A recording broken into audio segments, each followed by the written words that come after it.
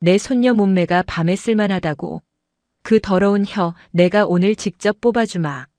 전 사성장군 합참의장이 군인 손녀를 성희롱한 대대장과 행보관의 인생을 나락으로 떨어뜨리고 영혼까지 탈곡하는 처절한 응징 이야기입니다. 영상 시청 이전에 구독과 좋아요 부탁드리겠습니다. 저희에게 큰 도움이 됩니다. 강원도 철원 평야의 겨울바람은 칼날보다 날카로웠다. 살갗을 찢어발길 듯 휘몰아치는 삭풍은 옷깃을 아무리 여며도 뼛속까지 파고들었다. 제육보병사단 일명 청성부대 예하 27연대 3대대 위병소 앞은 적막과 긴장이 감돌았다. 잿빛 하늘 아래 10년도 더 된 구형 검은색 세단 한 대가 미끄러지듯 위병소 진입로로 들어섰다. 세차를 한 지 오래된 듯 먼지가 뽀얗게 내려앉았지만 차체에서 뿜어져 나오는 묵직한 위압감은 여전했다. 운전석에 앉은 노인 국태포는 백발을 단정하게 넘기고 목이 긴 검은색 코트를 입고 있었다. 그의 눈은 세월의 흐름에도 탁해지지 않고 오히려 철원의 겨울 하늘처럼 서늘하고 깊었다. 그는 오늘 임관 후 첫 차대 배치를 받은 손녀 국송이 하사를 보기 위해 예고 없이 이곳을 찾았다. 손녀가 잘 지낸다, 걱정 마시라며 씩씩하게 전화를 해왔지만 수화기 너머로 들리던 미세한 떨림을 국태포의 감각은 놓치지 않았다. 40년 군 생활 동안 수많은 병사의 생사를 책임졌던 그였다. 세단이 위병소 차단기 앞에 멈춰섰다. 위병 조장이 거만하게 손을 들어 제지했다. 정지. 무슨 일로 오셨습니까? 국태포는 창문을 내렸다. 차가운 바람이 차 안으로 들이닥쳤다. 수고가 많군. 국송이 하사면회를 왔다. 연락은 따로 안 했는데 위병소 안내실에서 기다리면 되겠나? 위병 조장은 힐끔 차 안을 들여다보았다. 운전기사도 없이 낡은 세단을 직접 모는 노인. 옷차림은 점잖아 보였지만 군부대 위병소의 콧대 높은 분위기 속에서 그는 그저 힘없는 민간인으로 보일 뿐이었다. 아, 하사면회요? 근데 할아버지, 여기 차 대시면 안 됩니다. 저 밑에 공터에 대고 걸어 올라오세요. 지금 대대장님 출타 복귀하실 시간이라 길 막으면 큰일 납니다. 국태포는 허허 웃으며 고개를 끄덕이려 했다. 그런데 그때 그의 시선이 위병소 건물 옆 CCTV 감시 카메라 사각지대인 폐타이어 적치장 쪽으로 향했다. 그곳에서 둔탁한 타격음과 함께 비명소리가 새어나오고 있었다. 똑바로 안 서? 하사 달면 다야? 여자가 군대 와서 벼슬 했어? 귀에 익은 목소리는 아니었지만 상황은 명백했다. 국태포는 핸들을 꽉 쥐었다. 그는 차를 돌리는 대신 기어를 넣고 차단기 바로 앞까지 차를 전진시켰다. 할아버지, 뭐 하시는 겁니까? 뒤로 빼라니까요. 위병들이 당황해서 소총을 앞세우며 달려들었다. 하지만 국태포는 차에서 내려 성큼성큼 폐타이어 적치장 쪽으로 걸어갔다. 위병 조장이 앞을 막아섰지만 국태포의 눈빛 한 번에 저도 모르게 뒷걸음질 쳤다. 그것은 단순한 노인의 눈이 아니었다. 수천 명의 적을 베어 넘긴 장수의 살기였다. 국태포가 모퉁이를 돌자 믿을 수 없는 광경이 펼쳐졌다. 진흙탕 바닥에 국송이가 군합 아래 짓밟혀 쓰러져 있었다. 그녀의 정복 치마는 찢어졌고 얼굴은 흙투성이었다. 그 위에서 덩치 큰 상사가 담배를 피워 물고 국송이의 머리채를 지식이고 있었다. 방상구 상사였다. 국태포의 심장이 쿵 하고 내려앉았다. 금지용 옆 키운 손녀였다. 부모 없이 자란 손녀가 기죽지 않게 하기 위해 그는 엄하면서도 한없는 사랑으로 송이를 키웠다. 그런 손녀가 지금 짐승만도 못한 놈의 발 아래서 신음하고 있었다. 이게 무슨 짓인가? 국태포의 호통 소리가 철원에 찬 공기를 갈랐다. 천둥 같은 울림이었다. 방상구 상사는 깜짝 놀라 뒤를 돌아보았다. 하지만 노인 한 명이 서 있는 것을 보고는 금세 비열한 웃음을 띄었다. 뭐야, 이 꼰대는? 위병소 애들 근무 안 서냐? 민간인이 여기까지 기어들어오게 놔두고. 방상구는 밟고 있던 국송이의 머리에서 발을 떼지 않은 채 턱짓으로 국태포를 가리켰다. 영감님, 여기가 경로당인 줄 아슈?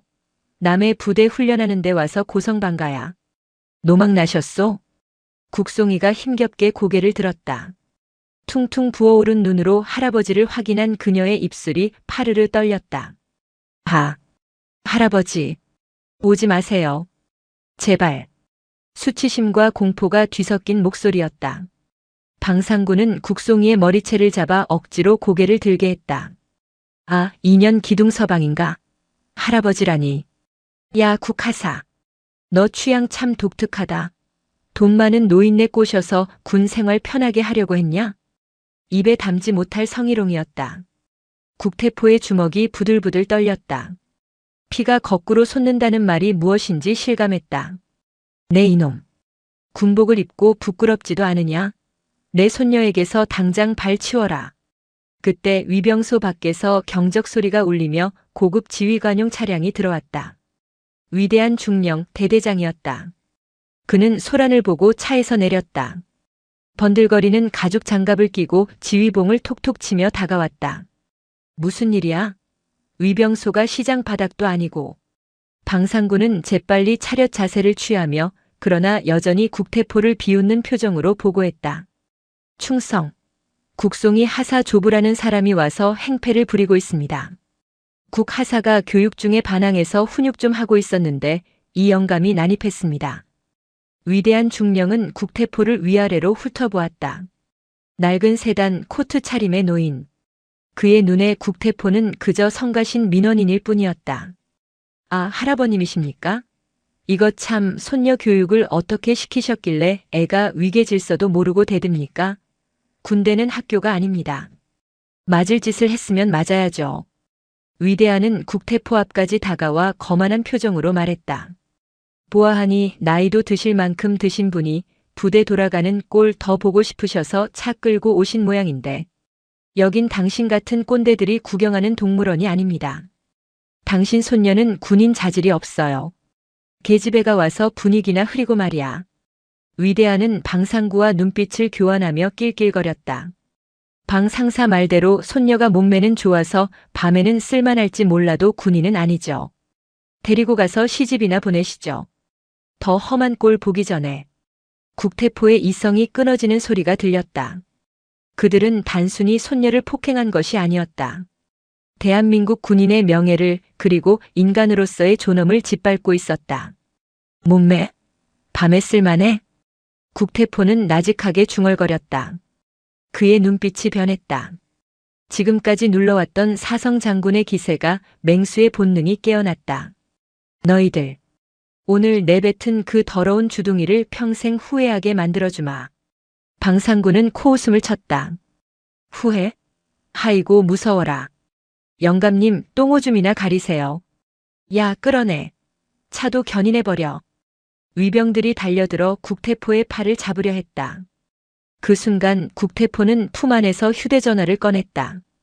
스마트폰이 아닌 아주 오래된 폴더폰이었다. 놓아라. 국태포가 몸을 한번 털자 그를 잡으려던 건장한 위병 2명이 낙엽처럼 떨어져 나갔다. 늙은이의 힘이라고는 믿기지 않는 내공이었다. 위대한 중령과 방상구 상사의 눈이 휘둥그레졌다. 국태포는 흔들림 없는 자세로 폴더폰을 열고 단축번호 0번을 길게 눌렀다. 신호가 가기도 전에 상대방이 전화를 받았다. 접니다. 철원 6사단 3대대 위병소 앞입니다. 수화기 너머의 상대방은 국태포의 목소리를 듣자마자 숨을 멈췄다.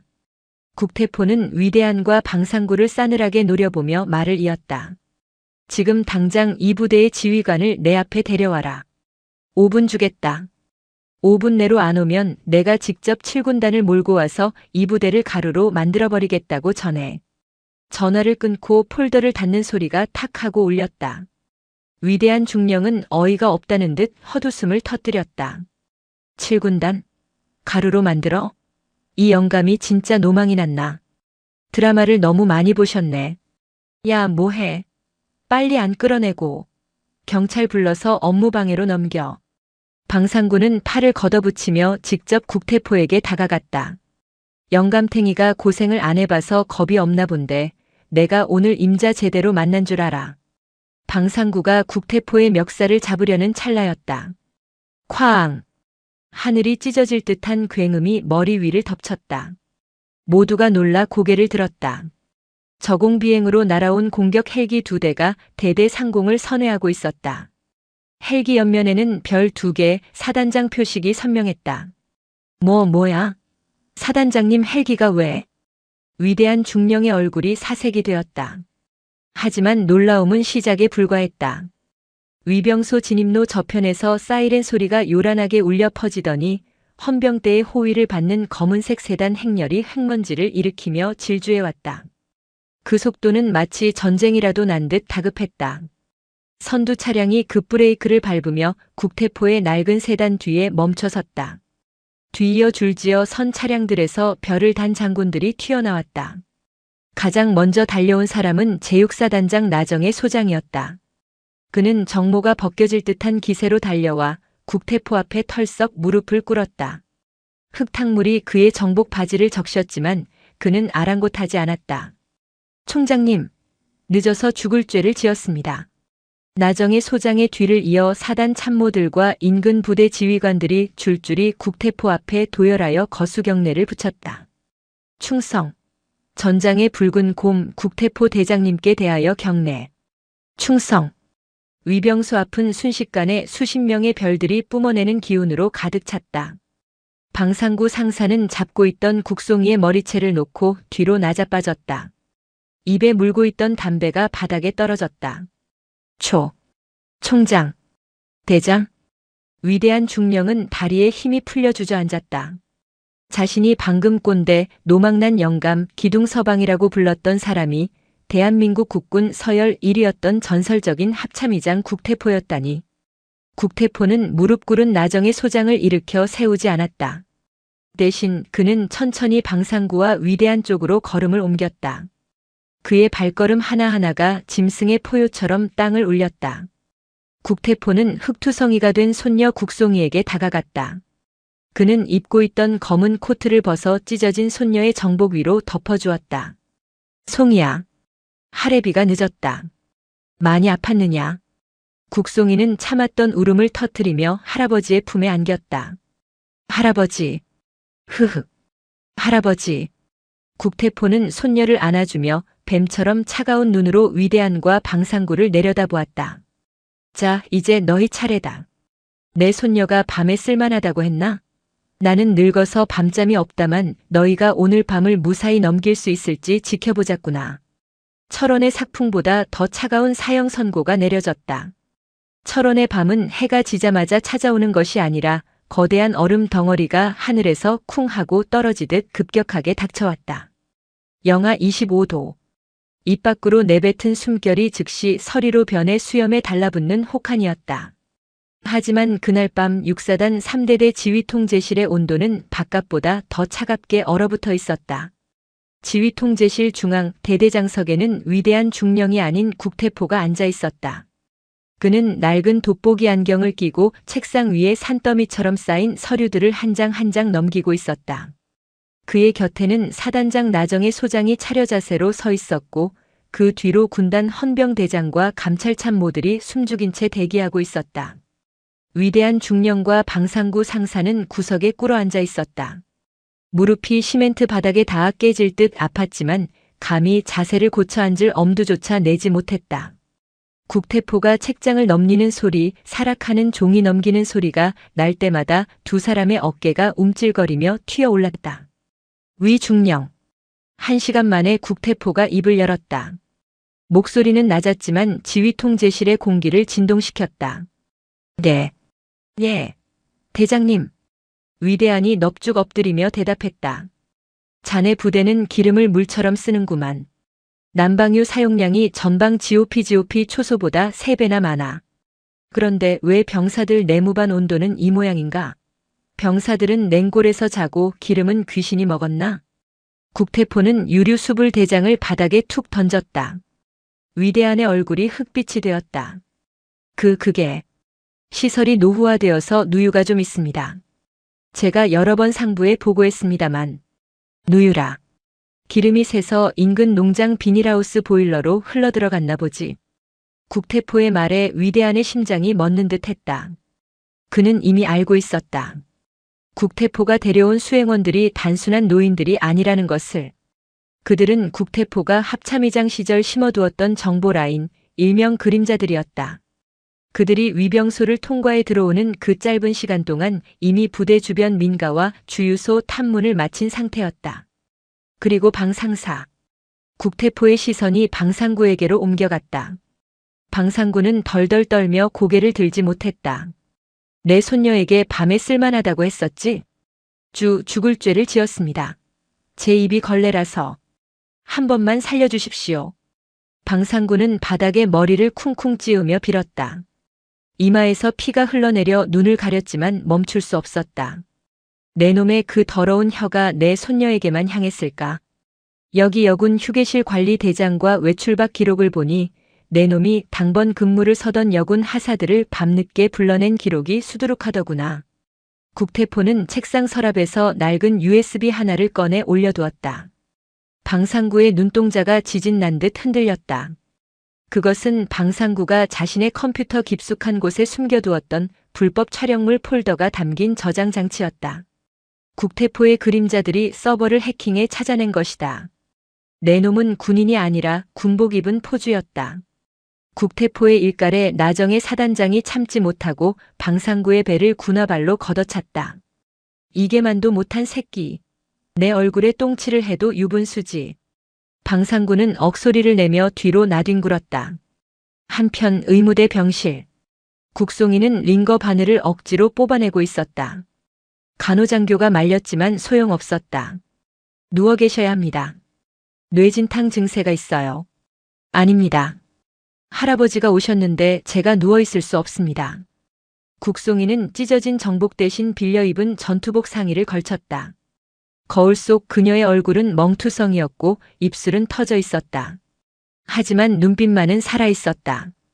그녀는 알고 있었다. 할아버지가 오신 것은 천군만마지만 동시에 자신에게는 낙하산이라는 꼬리표가 영원히 박제되는 순간이라는 것을. 복도를 지나가던 병사들이 수군거렸다. 야, 국하산의 할아버지가 전 합참의장이래. 와, 대박. 근데 그럼 뺑 믿고 여태까지 조용히 있었던 거야? 코스프레? 재수없다. 우리만 피곤해지게 생겼네. 감찰 나오면 청소 다 다시 해야 하잖아. 병사들의 무심한 말들이 비수가 되어 국송이의 가슴에 꽂혔다. 그녀가 가장 두려워했던 상황이었다. 할아버지의 위광 뒤에 숨은 나약한 손녀. 그것이 그녀가 되기 싫어했던 모습이었다. 국송이는 절뚝거리며 지휘통제실로 향했다. 그녀는 스스로 증명해야 했다. 자신이 할아버지의 손녀이기 이전에 대한민국 육군 하사 국송이라는 것을, 그리고 방상구와 위대한이 숨기고 있는 진짜 비밀, 그들이 필사적으로 감추려 했던 제3보급 창고의 존재를 밝혀내야 했다. 위대한 중령과 방상구 상사는 영창이 아닌 임시 대기실에 감금되었다. 아직 정식 구속영장이 발부되기 전이었고 국태포가 저놈들이 어디까지 발악하는지 보고 싶다며 통신을 완전히 차단하지 않고 일부러 틈을 주었기 때문이다. 새벽 3시. 감시 헌병이 잠시 조는 틈을 타 위대한은 품속에 숨겨두었던 대포폰을 꺼냈다. 손이 덜덜 떨려 버튼을 제대로 누르기조차 힘들었다. 그가 전화를 건 곳은 군단 사령부가 아니었다. 국방부 군수본부에 있는 김전무라는 인물이었다. 그는 현역 시절 군수 비리로 옷을 벗고 지금은 군납업체의 로비스트로 활동하는 자였다. 전무님, 살려주십시오. 국태포가 떴습니다. 다 뒤집히게 생겼습니다. 수화기 너머에서 잠긴 목소리가 들려왔다. 뭐? 국태포? 그 늙은 곰이 거길 왜 가? 은퇴해서 붓글씨나 쓴다며? 손녀가 여기 하사로 와 있었습니다. 재수없게 딱 걸렸습니다. 지금 장부랑 USB까지 다 털렸습니다. 이거 터지면 전무님도 끝장입니다. 상대방은 잠시 침묵하더니 욕설을 내뱉었다. 병신 같은 새끼들. 일 처리를 어떻게 한 거야? 일단 진정해. 국태포 그 양반 현역 때나 저승사자였지 지금은 이빨 빠진 호랑이야. 여론전으로 가면 우리가 이길 수 있어. 여론전이라니요? 요즘 군대 이슈에 민감하잖아. 예비역 대장의 갑질, 손녀 황제군 복무 만들기. 이런 타이틀로 기사 몇 개만 뿌리면 여론은 순식간에 뒤집혀. 똥별이 부대 와서 지휘관 무릎 꿇리고 폭행했다고 하면 사람들은 사실 여부보다 자극적인 거에 먼저 반응한다고. 김 전무의 계획은 치밀하고도 악랄했다. 그는 즉시 알고 지내던 인터넷 언론사 기자들에게 소스를 뿌렸다. 그리고 군 인권센터를 사칭하는 유령 단체를 통해 국태포를 고발하는 성명서를 준비시켰다. 다음 날 아침, 부대가 발칵 뒤집혔다. 포털 사이트 메인에 자극적인 기사가 떴기 때문이다. 단독 전 합참의장 국모 씨 최전방 부대 난입. 내 손녀 건드리면 죽인다. 협박 논란 충격 사단장 무릎 꿇린 갑질의 끝판왕. 군 사조직화 우려. 기사에는 교묘하게 편집된 사진이 첨부되어 있었다. 국태포가 위대한 중령을 윽박지르는 듯한 모습, 그리고 나정의 사단장이 무릎 꿇고 있는 모습이었다. 전후 사정은 쏙 빠진 채 국태포는 권위주의에 찌든 늙은 꼰대로 묘사되어 있었다. 댓글창은 불타올랐다. 역시 똥별 수준. 나라 지키라니까 손녀 지키러 갔네. 저런 사람들 때문에 군대가 썩는 거다. 연금 박탈해라. 손녀가 얼마나 개판 쳤으면 훈육 좀 했다고 헬기까지 띄우냐. 지휘통제실에서 뉴스를 보던 국태포는 허허 웃었다. 하지만 그 웃음소리는 지옥의 문이 열리는 소리처럼 스산했다. 쥐새끼들이 구석에 몰리니 고양이 목을 물려고 드는구나. 나정의 사단장은 분통을 터뜨렸다. 대장님, 이건 명백한 명예훼손입니다. 정정보도 요청하고 법적 대응하겠습니다. 놔둬라. 짖는 개는 무섭지 않다. 무서운 건 웃으면서 칼을 가는 놈이지. 저놈들이 믿는 구석이 있다는 증거다. 그 배후를 끌어내려면 미끼를 좀 더 던져줘야지. 그때 지휘통제실 문이 열리고 국송이가 들어왔다. 그녀의 손에는 낡은 지도 한 장이 들려 있었다. 그녀는 절뚝거리며 국태포 앞에 서서 거수 경례를 했다. 필승. 하사 국송이. 할아버지께, 아니 대장님께 보고드릴 것이 있습니다. 국태포는 손녀의 단호한 눈빛을 보고 안경을 고쳐 썼다. 말해보라. 방 상사와 위 대대장이 빼돌린 물자들 단순히 팔아먹은 게 아닙니다. 이 지도를 보십시오.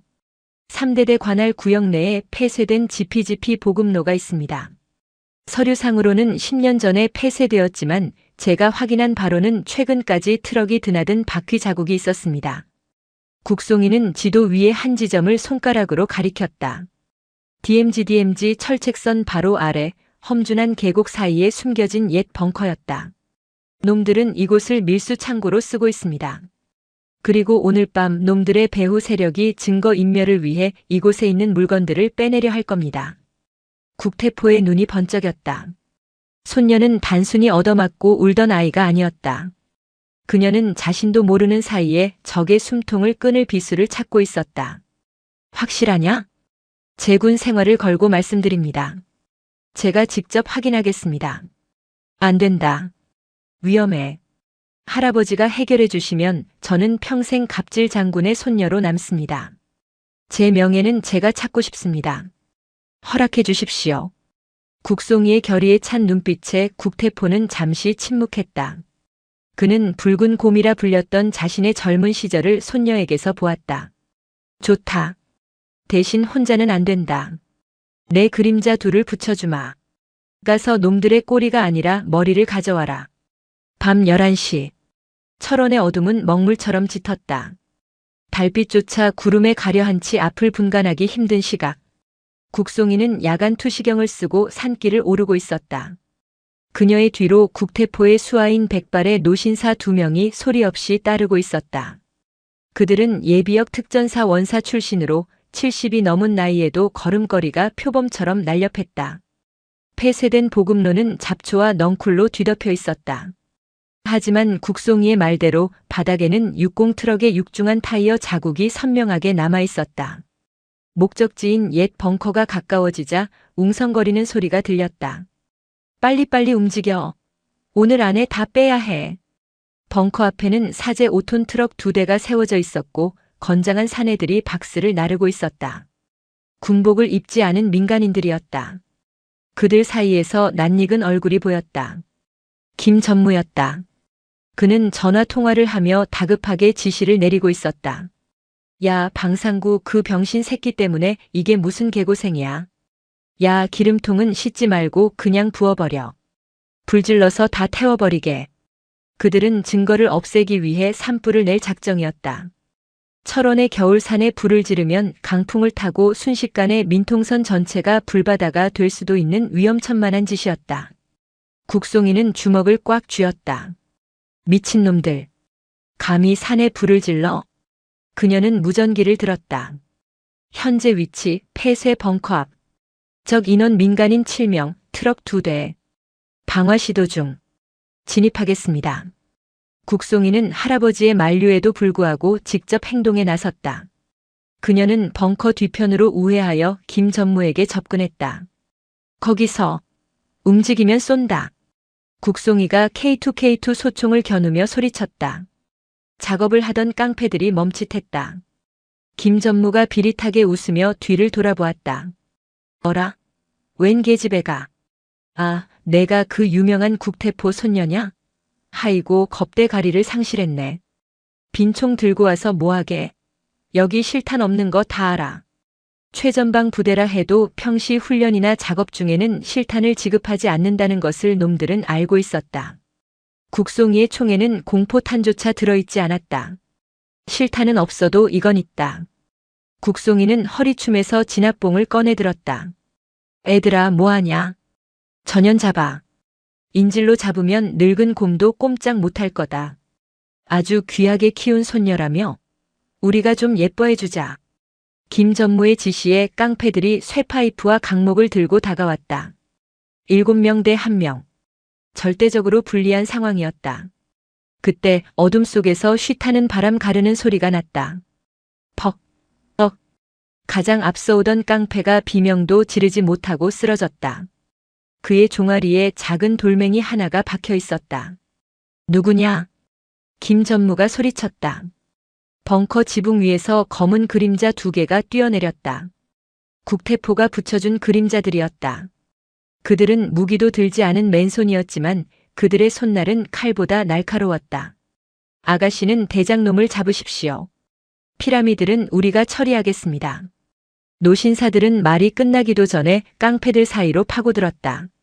70 노인들의 움직임이라고는 믿기지 않는 속도였다. 관절기 급소 타격. 군더더기 없는 살인 무술이 펼쳐졌다. 깡패들이 추풍낙엽처럼 쓰러져 나갔다. 국송이는 김 전무를 향해 달려들었다. 김 전무는 품에서 잭나이프를 꺼내 휘둘렀다. 이 독한 년이. 칼날이 국송이의 얼굴을 스치고 지나갔다. 뺨에서 피가 흘렀다. 하지만 국송이는 물러서지 않았다. 그녀는 태권도 3단의 유단자였다. 김 전무가 다시 칼을 찌르려는 순간 국송이는 몸을 낮춰 그의 팔목을 낚아채고 업어치기를 시전했다. 쾅! 김 전무의 거구가 얼어붙은 땅바닥에 매다 꽂혔다. 척추가 부러지는 듯한 소리가 났다. 국송이는 즉시 그의 팔을 꺾어 제압하고 그의 손에 들려있던 칼을 빼앗아 멀리 던져버렸다. 너희는 군인을, 아니 우리 할아버지를 잘못 건드렸어. 국송이의 눈에서 푸른 불꽃이 일렁였다. 상황이 정리될 무렵 산 아래쪽에서 굉음이 들려왔다. 국태포가 직접 이끄는 5분 대기조와 헌병대가 도착한 것이다. 국태포는 지프차에서 내리자마자 흙바닥에 제압된 김 전무와 쓰러진 깡패들을 보았다. 그리고 피를 흘리며 서 있는 손녀를 발견했다. 송이야. 국태포가 달려와 손녀의 얼굴을 감싸쥐었다. 뺨에 난 상처를 보자 그의 눈썹이 꿈틀거렸다. 이놈들이 감히. 국태포는 바닥에 엎드려 신음하는 김 전무에게 다가갔다. 그는 신고 있던 전투화 발로 김 전무의 손등을 지시겼다. 으악! 내 손녀 얼굴에 상처를 낸 대가다. 너는 오늘 밤 살아서 이 산을 내려가지 못할 것이다. 국태포의 뒤로 철원의 밤하늘에 조명탄이 터졌다. 대낮처럼 밝아진 벙커 앞에서 늙은 사자의 분노는 이제 막 정점을 향해 치닫고 있었다. 그것은 단순한 제압이 아니었다. 악의 뿌리까지 뽑아 태워버리겠다는 처절한 응징의 서막이었다. 철원의 새벽 공기는 날카로운 유리 조각처럼 폐부를 찔렀다. 벙커 앞은 마치 전쟁터와 같았다. 국송이에 의해 제압된 김전무는 팔이 기형적으로 꺾인 채 눈밭에 처박혀 신음하고 있었고 국태포의 그림자들에게 당한 깡패들은 팔다리가 부러져 기절해 있었다. 국태포는 손수건을 꺼내 국송이의 뺨에 흐르는 피를 닦아주었다. 하얀 손수건이 붉게 물들었다. 그 붉은색을 보는 순간 국태포의 눈동자가 짐승의 그것처럼 수축되었다. 송이야. 아프냐? 아닙니다. 스친 상처입니다. 그보다 이놈들이 산에 불을 지르려 했습니다. 벙커 안에 신어통이 가득합니다. 국송이는 씩씩하게 대답했지만 국태포는 손녀의 어깨가 미세하게 떨리고 있음을 느꼈다. 그것은 추위 때문이 아니었다. 처음으로 사람을 향해, 그것도 사리를 품은 적을 향해 무력을 행사한 것에 대한 본능적인 전율이었다. 국태포는 손녀를 와락 끌어안았다. 70평생 수많은 전장을 누볐던 그였지만 손녀의 피 한 방울이 자신의 피 한 말보다 더 아팠다.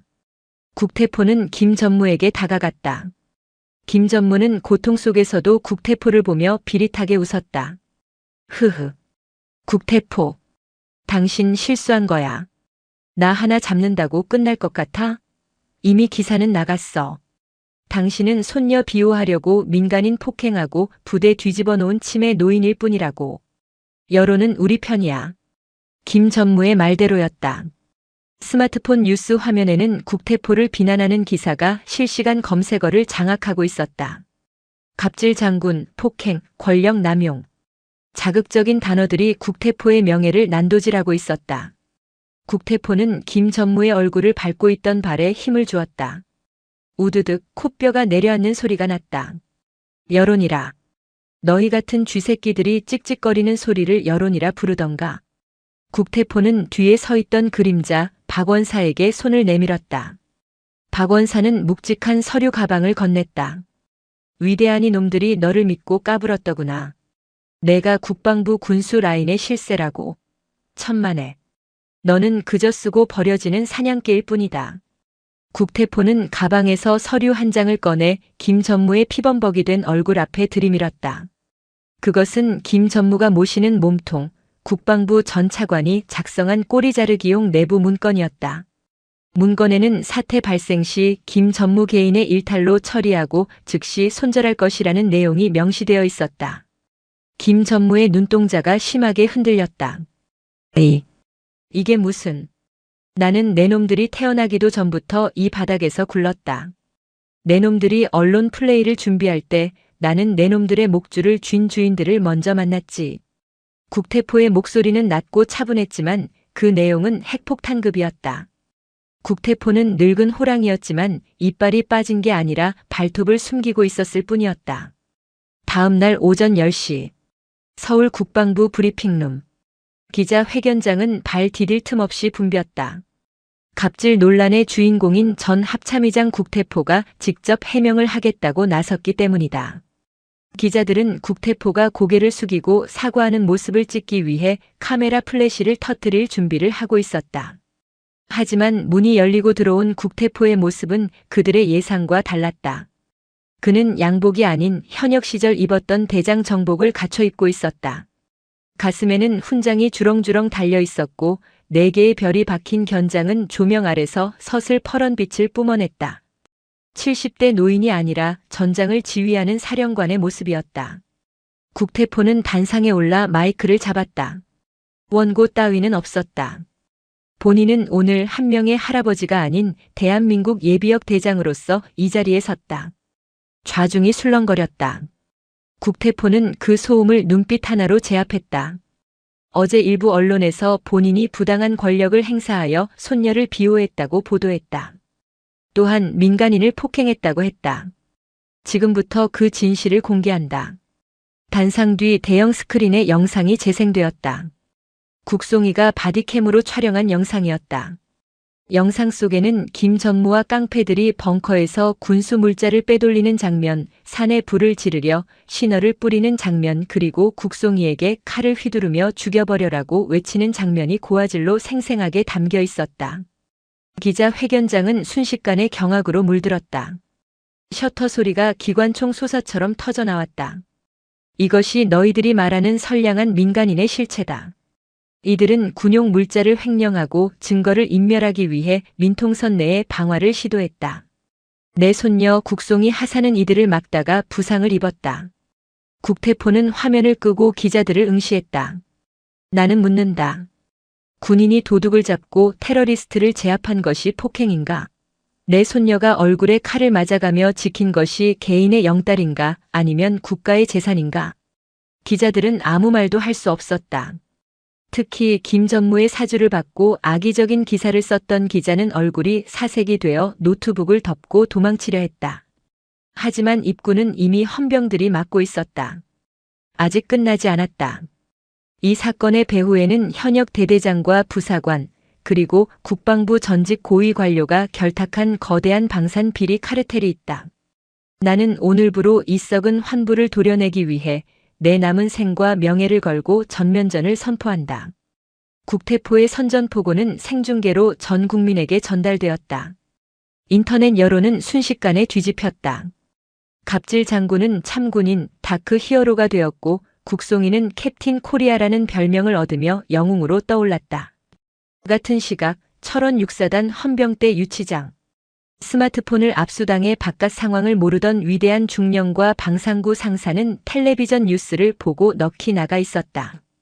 화면 속 국태포는 자신들의 목을 조여오는 저승사자였다. 저게 뭐야? 김전무가 잡혔어? 위대한 중령은 바닥에 주저앉았다. 김전무가 잡혔다는 것은 자신들의 모든 비리 장부가 넘어갔다는 뜻이었다. 대대장님, 이거 어떻게 합니까? 김전무가 입 열면 우리 다 죽습니다. 방상구 상사가 철창을 붙잡고 울부짖었다. 위대한은 멍한 눈으로 방상구를 쳐다보았다. 그러다 갑자기 광기에 찬 눈빛으로 달려들어 방상구의 멱살을 잡았다. 너 때문이야.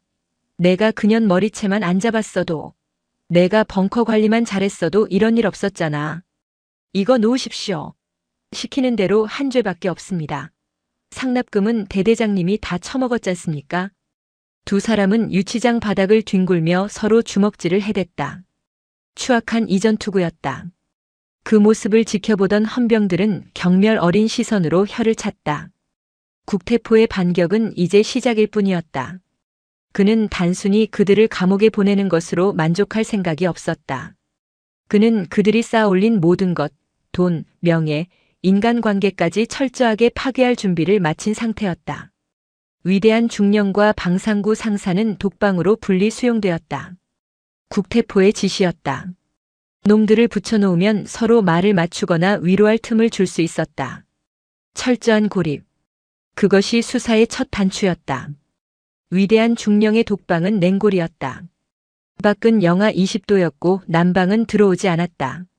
자신이 횡령한 기름 때문에 병사들이 겪었던 추위를 뼈저리게 느끼라는 국태포의 배려였다. 그는 얇은 죄수복 하나의 의지에 덜덜 떨며 밤을 지새웠다. 사흘째 되던 날 위대한은 환청을 듣기 시작했다. 전화벨 소리였다. 그는 허공에 대고 손을 뻗었다. 여보세요? 차관님? 저 좀 꺼내주십시오. 제가 다 덮어쓰겠습니다. 제발. 하지만 아무도 대답하지 않았다. 그가 믿었던 라인들은 이미 국태포의 섯을 퍼런 칼날을 피해 꼬리를 자르고 도망친 지 오래였다. 그 시각 방상구 상사는 다른 의미로 미쳐가고 있었다. 그의 방에는 스피커가 설치되어 있었는데 그곳에서는 하루 종일 그가 괴롭혔던 피해자들의 진술 녹음이 흘러나왔다. 방 상사님이 제 엉덩이를 만지면서 진급하고 싶으면 잘해라라고 했습니다. 회식 자리에서 술을 따르라고 강요하고 거부하면 욕을 했습니다. 제 월급 통장을 뺏어서 관리비 명목으로 돈을 빼갔습니다. 자신의 목소리를 흉내내는 피해자들의 증언은 밤낮을 가리지 않고 귓가에 울렸다. 잠을 잘 수도 밥을 먹을 수도 없었다. 그것은 정신적인 고문이었다. 일주일 후 방상구 상사의 독방 문이 열렸다. 헌병이 들어올 줄 알았던 방상구는 눈앞에 나타난 인물을 보고 기겁했다. 정복을 말끔하게 차려입은 국송이 하사였다. 얼굴의 상처에는 밴드가 붙어 있었지만 눈빛은 전보다 더 단단해져 있었다. 방상구는 본능적으로 무릎을 꿇었다. 국하사. 아니 국하사님. 제가 잘못했습니다. 제가 미쳤었습니다. 한 번만 용서해 주십시오. 저 처자식이 있습니다. 애가 셋입니다. 그는 비굴하게 손을 비볐다. 국송이는 차가운 눈으로 그를 내려다보았다. 처자식이요? 행보관님이 성추행한 김하사, 이 중사에게도 가족이 있었습니다. 그분들이 밤마다 올 때 행보관님은 뭘 하셨습니까? 유흥주점에서 훔친 돈으로 양주 드셨지 않습니까? 국송이는 품에서 서류 뭉치를 꺼내 던졌다. 방상구가 빼돌린 부식비 내역과 성매매업소 출입 기록이었다. 이걸로 행보관님은 파면은 물론이고 민간 교도소에서 10년 이상 살게 될 겁니다. 그리고 퇴직금, 연금 한 푼도 못 받습니다. 전 재산이 압류될 테니까요. 가족들은 길거리에 나앉겠네요. 방상구의 얼굴이 흑빛이 되었다. 살려주십시오. 뭐든지 하겠습니다. 시키는 대로 다 하겠습니다. 국송이는 의자를 끌어와 앉았다. 그리고 다리를 꼬며 말했다. 그럼 증명해 보세요. 위대한 중령이 시켰다는 증거 있습니까? 방상구의 눈동자가 빠르게 굴러갔다.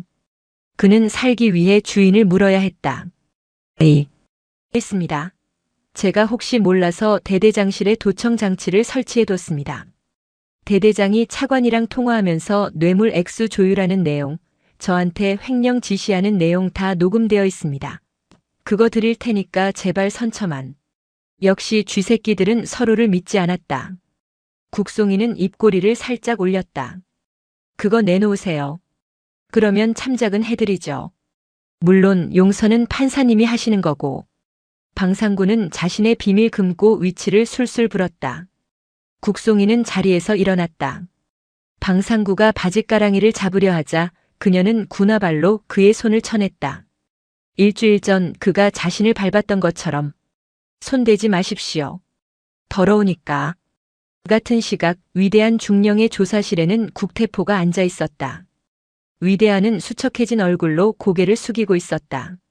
위 중령. 자네가 믿던 차관, 오늘 아침에 구속됐다. 국태포의 한마디에 위대한의 마지막 희망이 끊어졌다. 그리고 방 상사가 아주 재미있는 물건을 넘겼더군. 자네 목소리가 아주 생생하게 담겨 있어. 국태포는 녹음기를 재생했다. 야, 이번에 들어오는 시멘트 반만 빼돌려. 나머지는 공사하는 척이라도 해야 하니까. 그리고 국태포 손녀 그년 적당히 굴려서 정신병 의병 제대시켜. 눈에 거슬려. 위대한의 얼굴이 하얗게 질렸다. 네. 대장님. 오해입니다. 저거 조작입니다. 방 상사 그놈이 저를 모함하는 겁니다. 국태포는 책상을 쾅 내리쳤다. 내 놈은 끝까지 비겁하구나. 군인이 실수할 수는 있다. 하지만 명예를 잃으면 군인이 아니다. 내 놈은 부하에게 책임을 떠넘기고 뒤로는 나라의 고혈을 빨아먹었다. 그 죄는 목숨으로도 갚지 못해. 국태포는 헌병대장에게 눈짓했다. 이놈을 특수 감방으로 옮겨라. 그리고 재판 전까지 일체 면회를 금지한다. 변호사 접견도 내가 직접 통제하겠다. 대장님, 이러시면 안 됩니다. 저도 인권이 있습니다. 위대한이 발악하며 소리쳤다. 국태포는 나가려다 말고 뒤를 돌아보았다. 인권? 내 놈이 내 손녀를 밟고 병사들을 추위에 떨게 했을 때 그들의 인권은 어디 있었나? 내 놈에게 줄 인권은 없다. 짐승에게 어울리는 우리만 있을 뿐이지. 위대한은 끌려나가며 비명을 질렀다. 그의 비명 소리는 복도 끝까지 울려 퍼지다 사라졌다. 철원의 밤하늘에 눈이 내리기 시작했다. 국태포와 국송이는 조사실 밖에서 만났다. 두 사람은 말없이 서로를 바라보았다. 눈은 더럽혀진 땅을 덮고 있었지만 그들이 밝혀낸 진실은 눈 속에 묻히지 않고 더욱 선명하게 드러나고 있었다. 이제 남은 것은 법의 심판뿐이었다. 2달 후 경기도 이천 제7군단 보통군사법원. 이날 재판은 대한민국 군 창설 이래 최대의 관심사였다. 법정안은 취재진과 방청객으로 가득 찼고 법원 밖에는 엄벌을 촉구하는 시민단체의 시위가 이어졌다. 피고인석에는 위대한 방상구, 김전무 그리고 그들의 배후였던 전 차관까지 줄줄이 앉아 있었다. 그들은 죄수복을 입고 고개를 숙인 채 재판부의 눈치를 살폈다. 그들의 변호인단은 국내 최대 로펌에서 파견된 호화 변호사들이었다. 그들은 절차상의 오류와 증거 능력 부족을 주장하며 형량을 낮추려 애쓰고 있었다. 존경하는 재판장님. 피고인 위대한은 장기 복무하며 국가에 헌신했습니다. 이번 사건은 관행적인 업무 처리 과정에서 발생한 오해이며 변호사의 뻔뻔한 변론에 방청석에서 야유가 터져나왔다. 관행? 횡령이 관행이냐? 군인이 도둑질하는 게 헌신이냐? 재판장이 망치를 두드려 장례를 정리했다. 그때 검찰관 측 증인으로 누군가 입장했다. 다음 증인 예비역 대장 국태포 입장하십시오. 법정 문이 열리고 국태포가 들어왔다. 그는 여전히 꼿꼿한 자세였다. 그가 걸어 들어오자 법정 안의 공기가 무겁게 가라앉았다. 피고 인석의 위대한과 방상구는 국태포의 기세에 눌려 몸을 움츠렸다. 국태포는 증인석에 앉아 선서했다. 양심에 따라 숨김과 보탬이 없이 사실 그대로 말하고 만일 거짓말이 있으면 위증의 벌을 받기로 맹세합니다. 검찰관이 질문했다. 증인, 피고인들의 행위가 군에 미친 영향에 대해 어떻게 생각하십니까? 국태포는 마이크를 잡고 잠시 침묵했다. 그리고 천천히 입을 열었다. 나는 평생 군복을 수의로 알고 살았다. 전우가 흘린 피가 내 훈장이었고 국민의 편안한 잠이 내 보람이었다. 그의 목소리는 떨림 없이 법정을 채웠다. 하지만 저들은 그 신성한 군복을 탐욕의 주머니로 만들었다. 부하를 지키라고 준 총으로 부하를 위협했고 나라를 지키라고 준 물자로 제 배를 불렸다. 이는 단순한 범죄가 아니다. 국가에 대한 반역이며 전우에 대한 살인 행위다. 국태포는 피고인석을 노려보았다. 변호인은 헌신을 말했다. 묻겠다.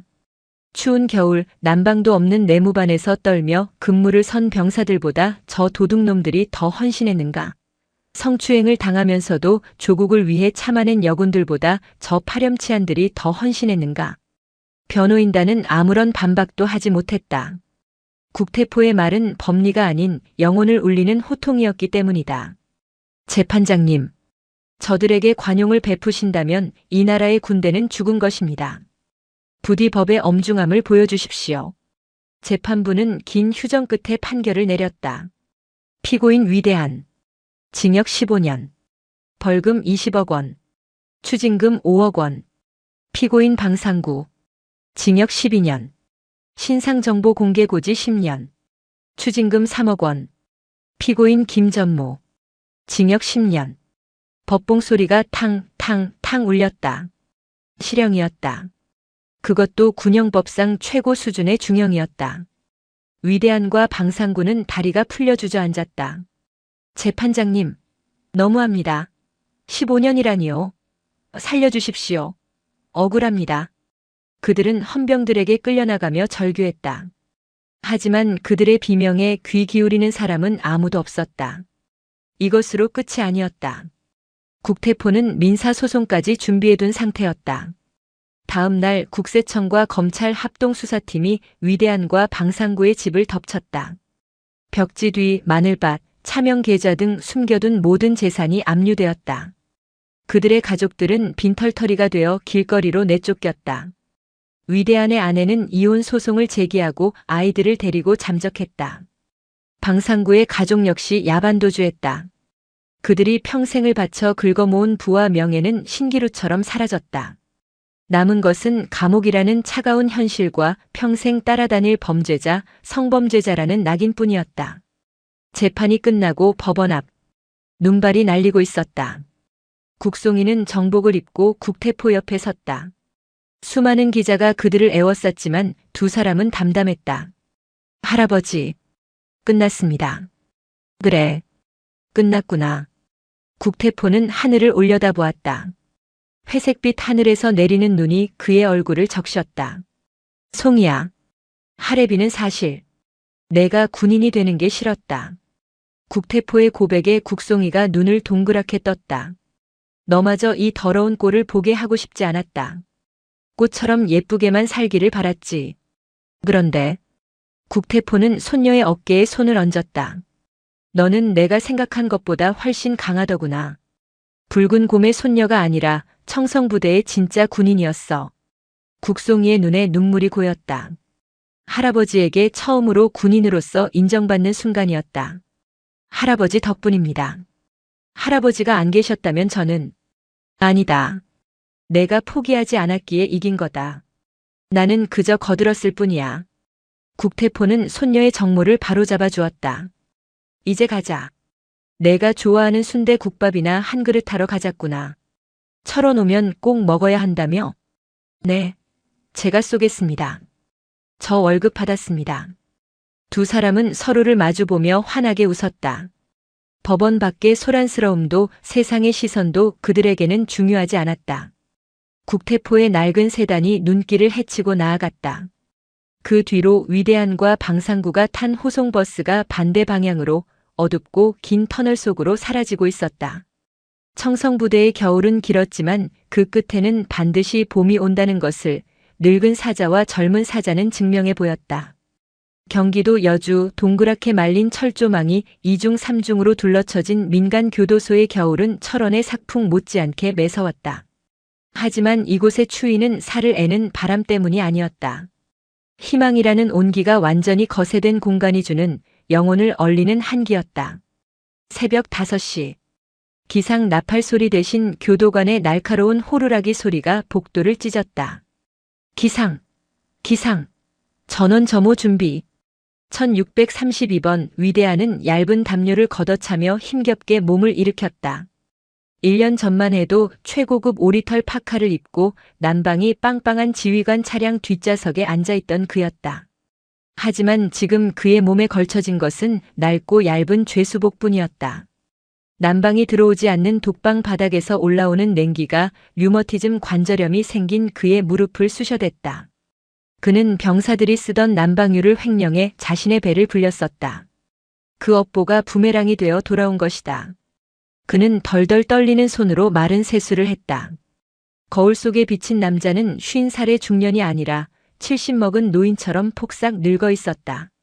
어이, 1632번. 오늘 화장실 청소 당번이지? 칫솔 들고 나와. 변기 구석구석 혀로 핥을 정도로 닦아라. 20 초반의 젊은 교도관이 곤봉으로 철창을 두드리며 반말을 했다. 과거였다면 감히 눈도 못 마주쳤을 새파란 젊은이였다. 위대한은 입술을 깨물며 고개를 숙였다. 네, 알겠습니다. 그는 변기통을 닦으며 생각했다. 자신이 누렸던 권력이 얼마나 허망한 신기루였는지. 국태포라는 거산 앞에서 자신은 그저 썩은 지푸라기였음을. 면회 오는 가족은 아무도 없었다. 아내는 이혼 서류를 보내왔고 아이들은 성을 바꿨다는 소문만 들려왔다. 그는 철저히 혼자였다. 같은 시각 운동장 구석. 2480번 방상구는 구석에 웅크리고 앉아 있었다. 그의 얼굴은 밤새 얻어터진 멍으로 얼룩져 있었다. 야, 짬장 취사병 출신 죄수. 이 새끼가 군대 있을 때 애들 밥값 떼먹고 성추행하던 그 상사 새끼라며? 험상궂게 생긴 문신투성이 죄수들이 방상구를 둘러쌌다. 사회에서 온갖 범죄를 저지른 그들이었지만 군대에서 병사들 등쳐먹은 간부는 죄수들 사이에서도 인간 쓰레기 취급을 받으며 최하층 계급으로 분류되었다. 형님들, 잘못했습니다. 한 번만 봐주십시오. 방상구가 비굴하게 빌었다. 봐주긴 뭘 봐줘. 야, 오늘 점심에 나온 깍두기 남은 거 있지? 그거 이 새끼 다 먹여. 배고파서 병사들 밥 훔쳐먹던 놈인데 배 터지게 해줘야지. 죄수들은 낄낄거리며 방상구의 입에 억지로 음식물 쓰레기를 밀어넣었다. 방상구는 구역질을 하며 눈물을 흘렸다. 자신이 국송이 하사에게 그리고 수많은 병사에게 했던 짓들이었다.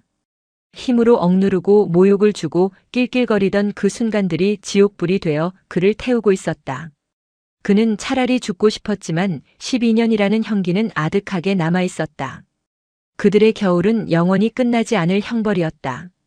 하지만 죄인들의 감옥 밖 강원도 철원평야에는 기어코 봄이 왔다. 제육보병사단 3대대 주둔지. 1년 전 국태포가 밟았던 그 진흙탕 연병장은 말끔하게 포장되어 있었고 연병장 주변에는 노란 개나리와 분홍색 진달래가 흐드러지게 피어 있었다. 무엇보다 달라진 것은 부대의 공기였다. 하나, 둘, 셋, 넷. 발 안 맞춥니까? 다시. 우렁찬 구령 소리가 연병장을 울렸다.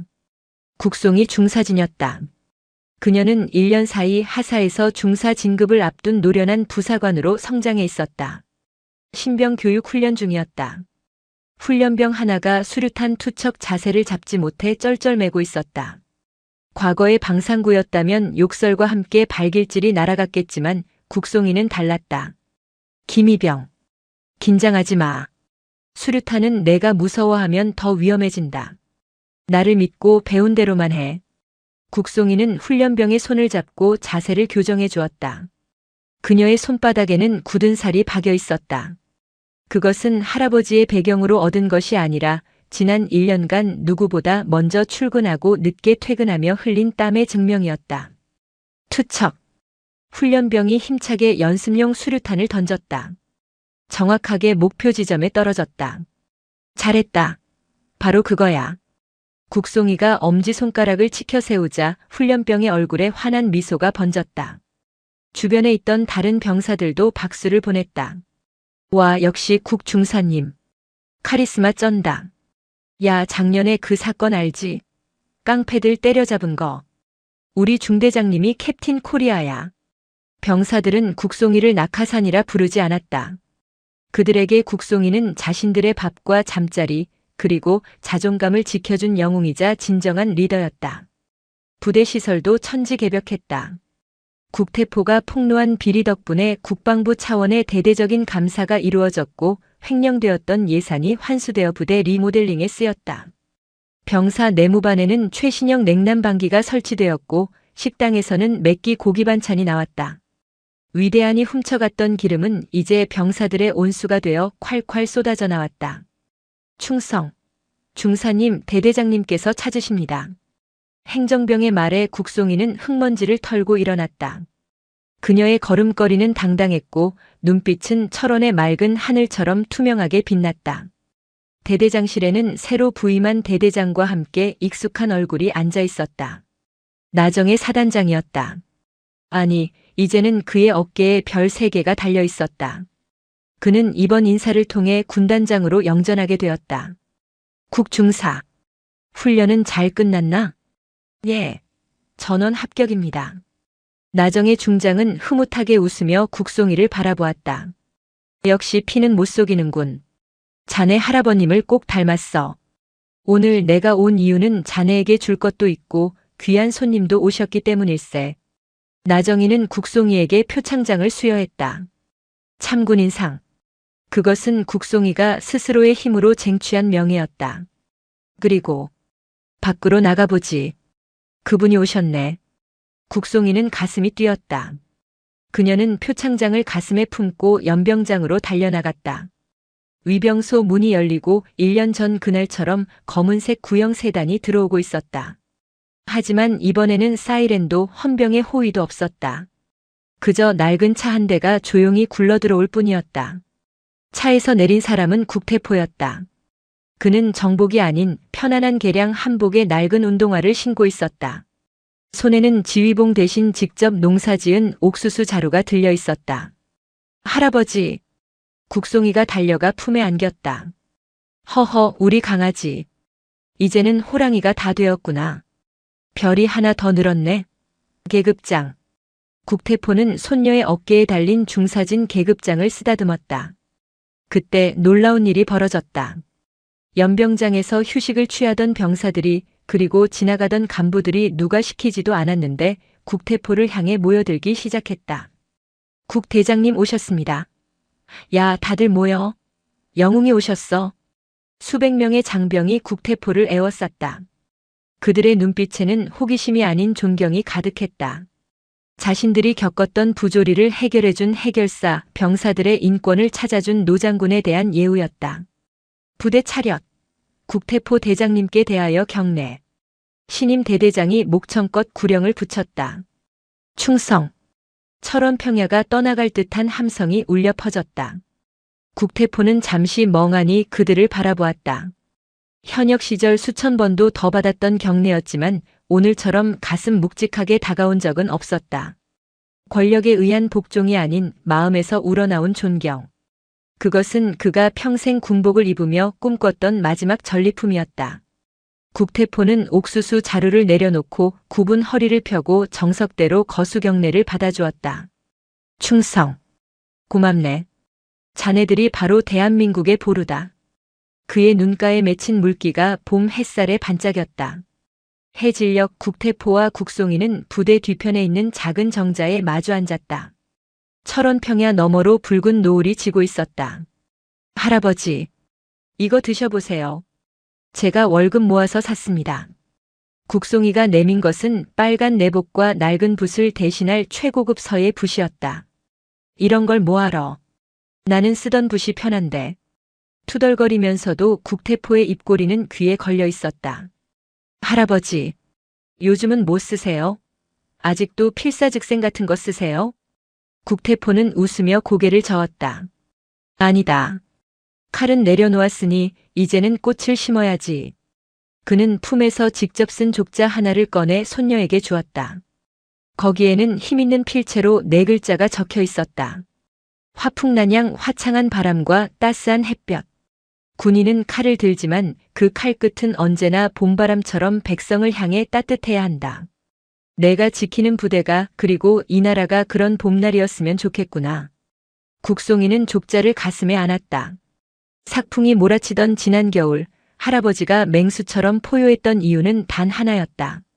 사랑하는 손녀와 죄 없는 병사들에게 이 따뜻한 봄을 돌려주기 위해서였다. 명심하겠습니다. 할아버지의 뜻, 제가 군복을 벗는 날까지 이어가겠습니다. 면회 시간이 끝나고 헤어질 시간.